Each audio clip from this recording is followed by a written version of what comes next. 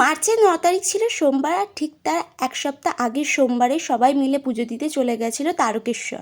না কোনো বিয়ে পারপাসের জন্য এই পুজোটা ছিল না, এটা দিদি জন্মানোর সময় আমার মা মানসিক করেছিল, তো সেই মানসিক পুজো এখনো অবধি দেওয়া হয়নি বলে বিয়ের আগে দিয়ে দিতে হয় বলে তো বিয়ের আগেই দিতে গেছিল।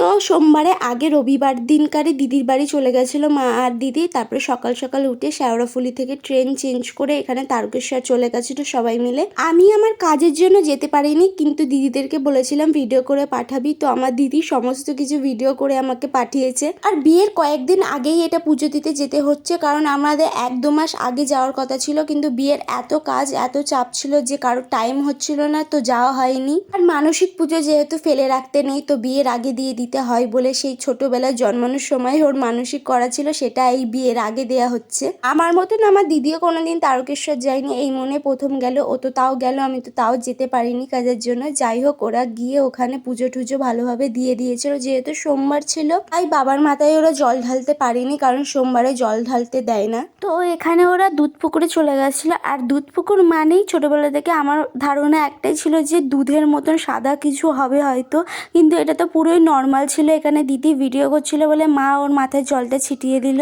আর এখানে এরা মা আর ছেলে মেলে জলে একটু পা ভিজিয়ে নিয়েছে, তারপরে ওরা পুজো টুজো দিয়ে ওখান থেকে বেরিয়ে যায়। তারপরে ওরা ওখান থেকে ভালোভাবে পুজো টুজো দিয়ে সবকিছু দর্শন করে এখানে বেরিয়ে যায়। আর না খেয়ে যেহেতু গেছিল, তো বেরিয়ে ওখানে প্রথমে ওরা চা খেয়ে নিয়েছিল, তারপর চাটা খেয়ে ওরা পরে আবার কচুরি আর ছোলার ডাল এখানে খেয়ে নিয়েছিল সবাই মিলে। আর আমার মা শুধু চপ আর মুড়ি খেয়েছিল।